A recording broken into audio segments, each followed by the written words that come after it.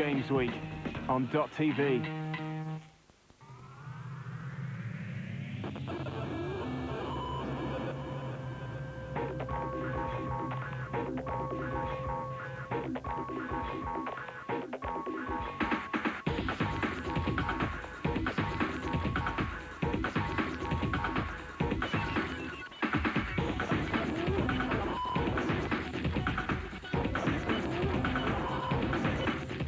Hello and welcome to a very special edition of Ex Machina.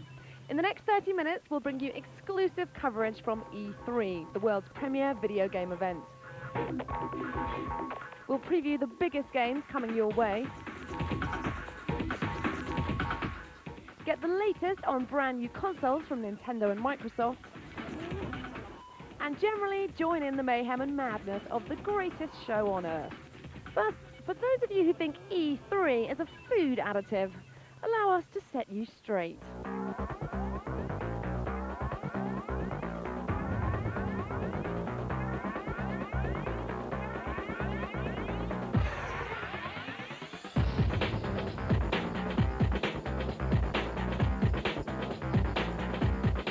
Running over 3 days and featuring 62,000 people, 450 companies, and well over 1,000 games, consoles and peripherals, E3 is the Oscars of the video games industry. Held annually in the Los Angeles Convention Center, the Electronic Entertainment Expo sees the big guns of the games industry battling to secure the hearts, minds and wallets of the video game public. This year is being hailed as the most exciting yet, as for the first time ever, 3 super consoles fought for attention. Yes, indeed, with Sony, Nintendo and Microsoft slugging it out, the stage was set for a truly epic event.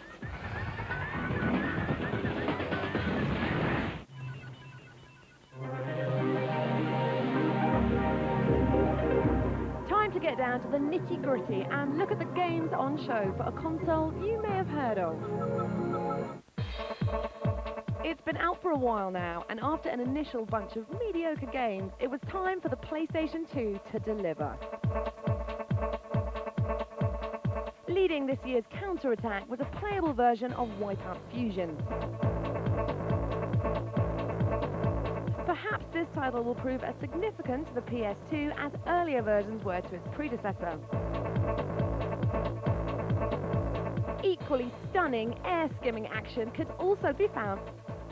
Mix Back to the Future's hoverboard with extreme sports, and hey, you can't fail.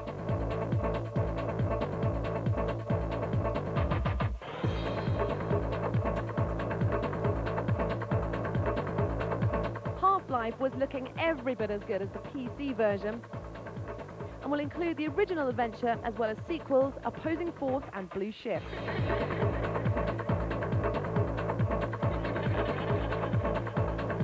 Those in attendance also got a chance to see Sony's long-term allies Namco serve up Ace Combat 4.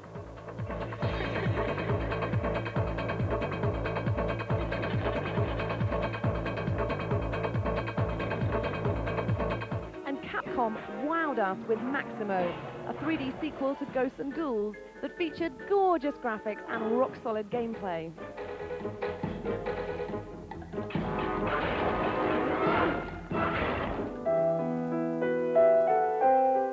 While Squaresoft pulled the crowds with their 10th Final Fantasy game. An epic title in every sense of the word. 分かってんのかよ。全部あんたのせいなんだ。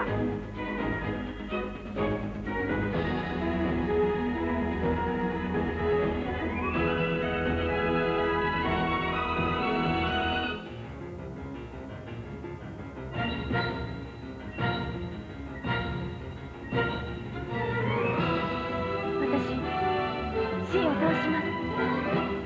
必ず殺します。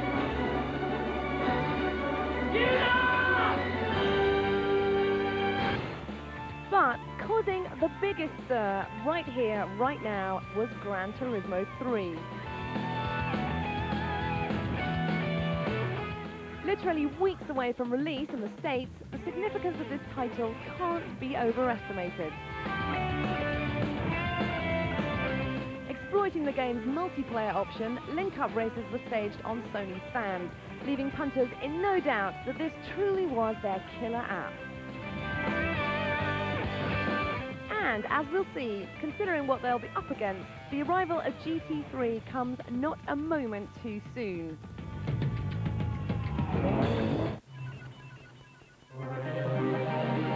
As anyone who's been will tell you, E3 is more than just a show.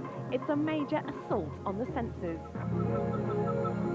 For the people who attend, E3 isn't just a trade event. It's a state of being, a full-on marathon. To survive it, you need the Ex Machina guide to the do's and don'ts of E3.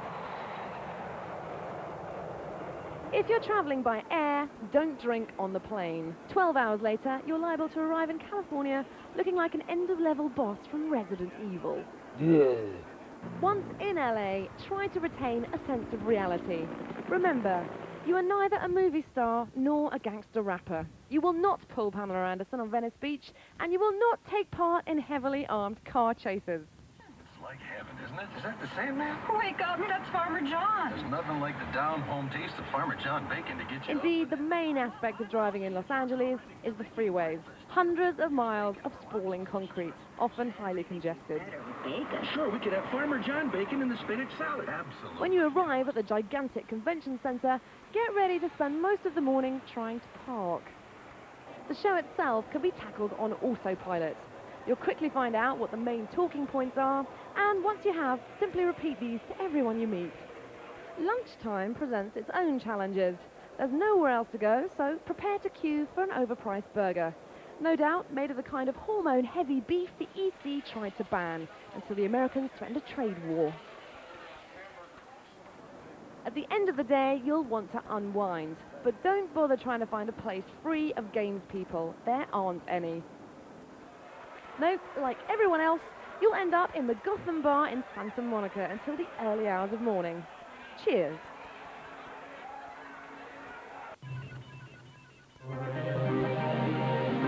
Past E3s have seen Microsoft with little more to offer than the odd flight sim. This year, things were rather different.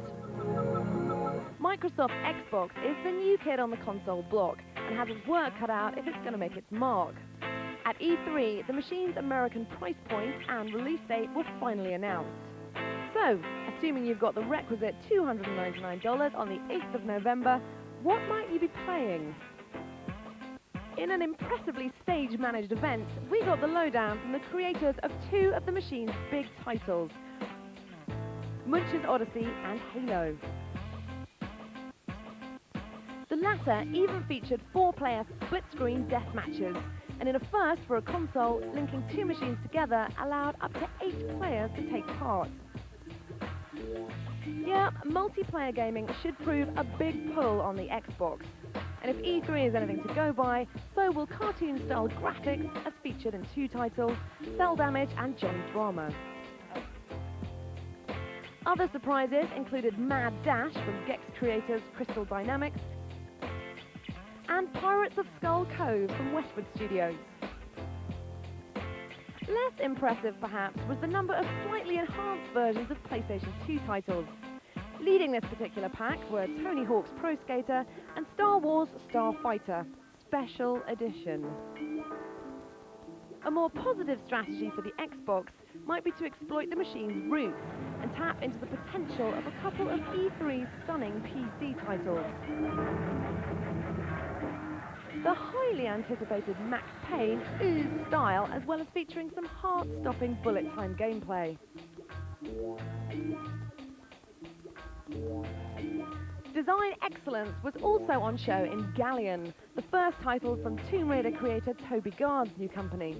Galleon is my further attempt at what I was trying to do with Tomb Raider, which was to create a cinematic real-time game.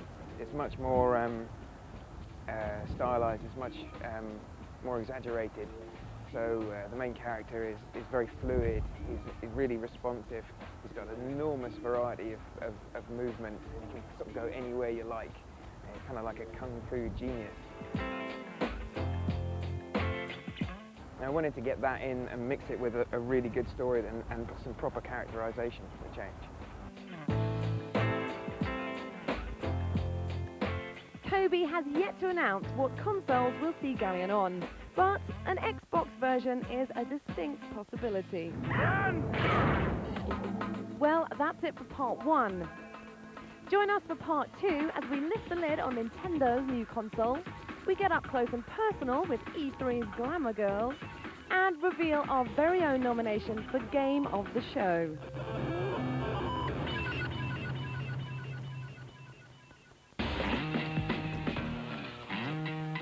There's a lot of noise on the internet. Tune it out with the .tv website. Knowledge. The internet. Shopping. Games. And news. Get the signal at www.tvchannel.co.uk. At Specsavers Opticians, you can buy spectacles with very special lenses. They're called reactions because they react to light. And now we've made reactions even better. Our new reactions lenses change colour much faster and darken even more. Reactions lenses usually cost £45, but if you buy spectacles from our £69 range or above now, you can have them free. Before choosing your next washing machine, see what you get with £1. A machine so steady. A machine so strong. A machine so quiet. In 20 years' time, you'll be glad you spent your money so wisely. Miele. Bueno.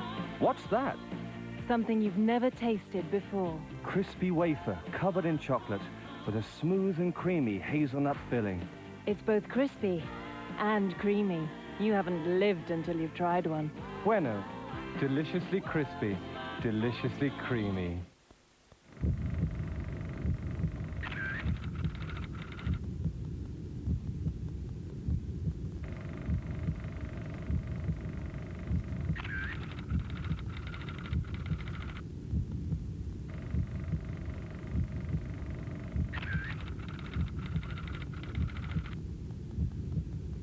The Invisible Man. Weeknights. Only on Bravo. Join Ariel and her daughter Melody in a new fun-filled adventure. The Little Mermaid 2 Return to the Sea, now on video and Disney DVD. Bellis perennis, a.k.a. the Daisy. They cause suffering to millions every year. But we can fight back against hay fever. Benadryl is active in just 15 minutes. Get down there! And now there's new Benadryl Plus, the only non-drowsy allergy treatment with added decongestant. Flowers. Don't let them get away with it. To look more beautiful, brush with Pearl Drops to make your teeth naturally sparkling white. Pearl Drops. See the whiteness, feel the shine. Fasten your safety belts. We have a hijacked aircraft. Remain seated.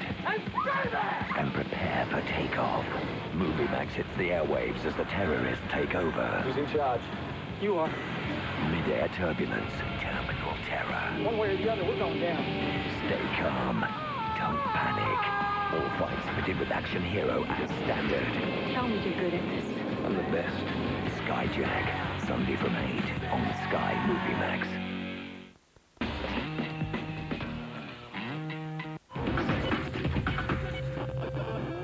Welcome back to the Ex Machina E3 special. In part 2, we find out what game giant Sega had on show.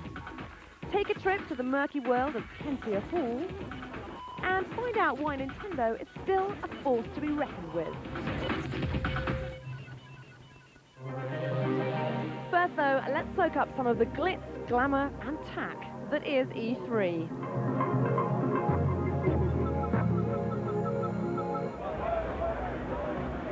Trade shows are all about getting noticed.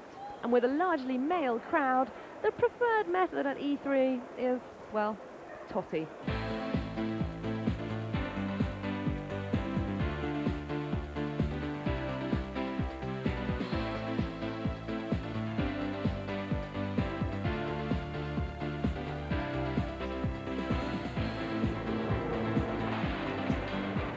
Probably one of the hardest jobs there is. It's a lot of toleration. You stand on your feet from 8 in the morning until 5, 6 o'clock at night, 1 hour break for lunch, always smiling, always on. You get the same comments from everybody, typical guy comments. Hey, baby, you look good, that type of thing. With chat-up lines like that, you're unlikely to get very far. But according to Julie, even though you've only got about 10 seconds, if you really turn on the charm, you can actually pull. My girlfriend that I worked with last year here is now engaged from someone she met at the show. It can be done. While dressing up in a plunging plastic jumpsuit might not be the most dignified thing in the world, for the girls, E3 is a pretty tame affair. E3 is very young. Everybody's age group is in their teens and early 20s. And that makes a big difference as opposed to being a financial show where you're working with businessmen who are 50 plus. Yeah, I think the businessmen are creepier. They've learned how to manipulate a little bit more. You can see right through the little boys. And you thought you were sophisticated.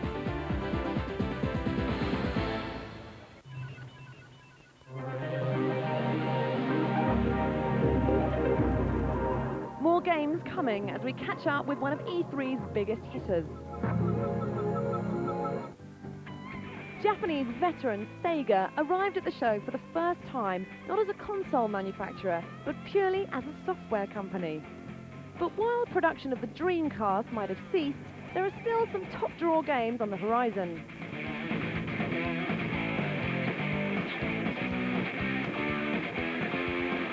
Sequels to Sonic Adventure and Crazy Taxi will ease the feeling of betrayal felt by Dreamcast owners. But undeniably, the main interest surrounded Sega's work for other consoles. Shock surprises included playable GameCube titles within the Sega enclosure. None more so than a speedy conversion of Phantasy Star Online, or rather offline, seeing as this early version delivered multiplayer thrills via split-screen mode. And Virtua Striker 3 delivered one hell of a kick.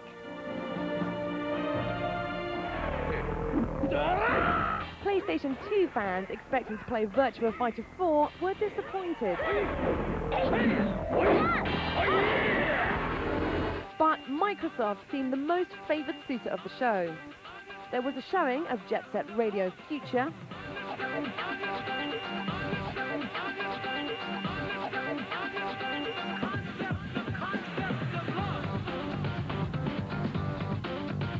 a chance to sample the highly promising Gun Valkyrie,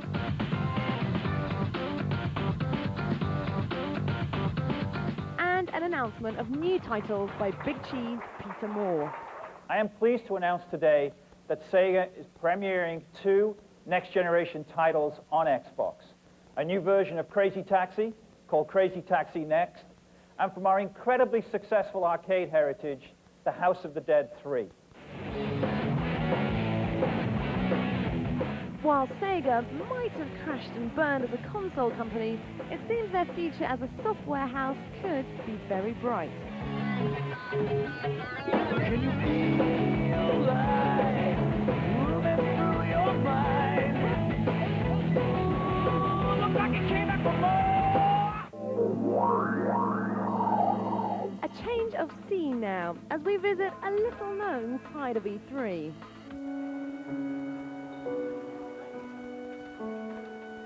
Not everyone can be a Sony or a Microsoft. In E3's Kentia Hall, you'll find the not-so-big players busily hawking their wares. It's a veritable Aladdin's cave of the tawdry and the useless, where rows and rows of tiny stands are occupied by just 1 or 2 people.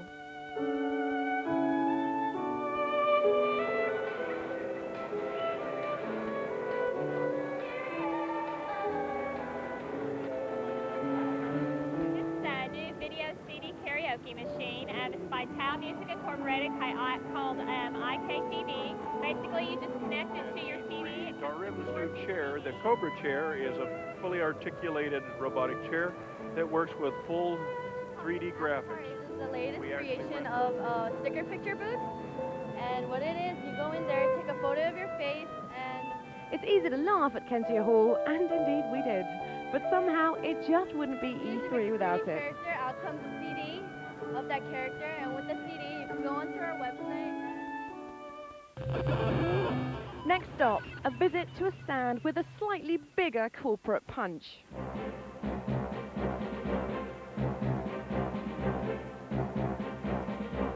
Nintendo is the godfather of the gaming world. And for this, they have to thank Shigeru Miyamoto, the man who effectively invented 3D gaming. Looking more than slightly pleased, he bragged about the GameCube to an eager audience. Let me introduce you to our new baby. Like all babies, it is small, but it will make a lot of noise. Ah, yes, but not as much noise as the cries of angst from the Xbox camp.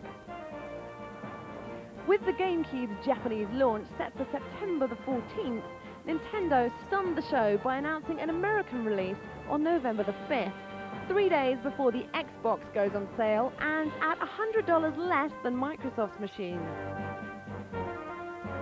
Amongst the many titles making a splash was Wave Race Blue Storm.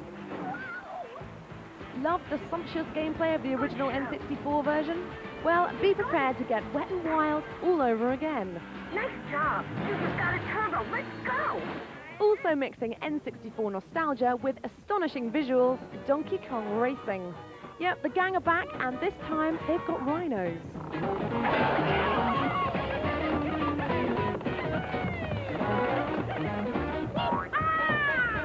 People also got the chance to see if Luigi might have the same appeal as his brother. Trapped in a haunted house and looking like a Wallace and Gromit character, hopes for Luigi and his mansion couldn't be higher.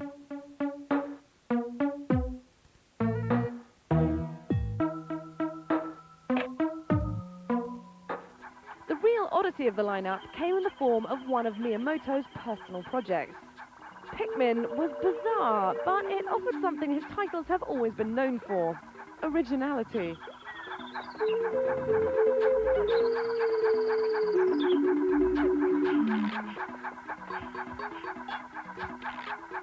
Those expecting an upgraded version of cancelled N64 title Dinosaur Planet were surprised by a spot of virtual gate crashing.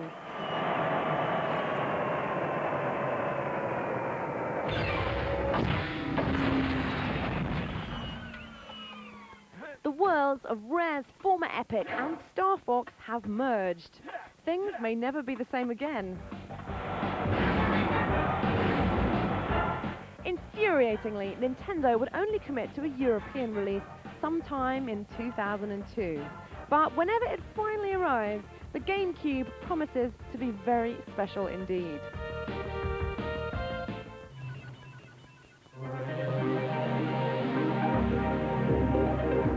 Finally, it's time for us to take a deep breath and put our cards on the table.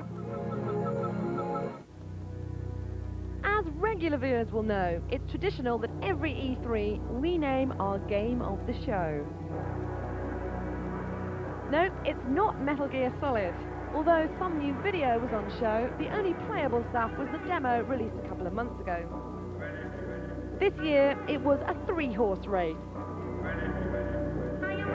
At number 3, Dead or Alive on the Xbox, which set a new benchmark for beat-em-ups.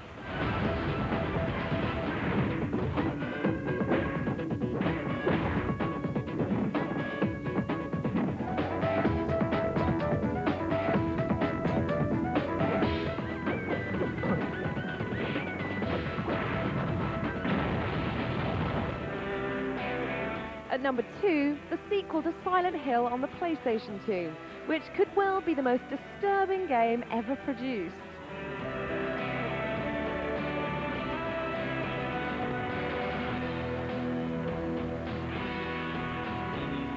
Are you taping again? Come on. I don't know why, but I just love it here. But beating them off to claim its prize as Game of the Show, it has to be Rogue Squadron 2 on the GameCube. A truly mind-boggling mixture of incredible visuals, awesome sound, and irresistible gameplay. The press tape from LucasArts was impressive enough, but the playable version on the show floor showed some astonishing last-minute polish.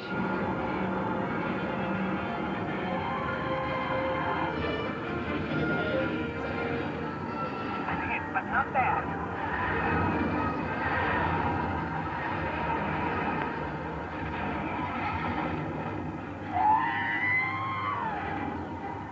I've lost R2. It's what video games are all about. So what is it that drives you?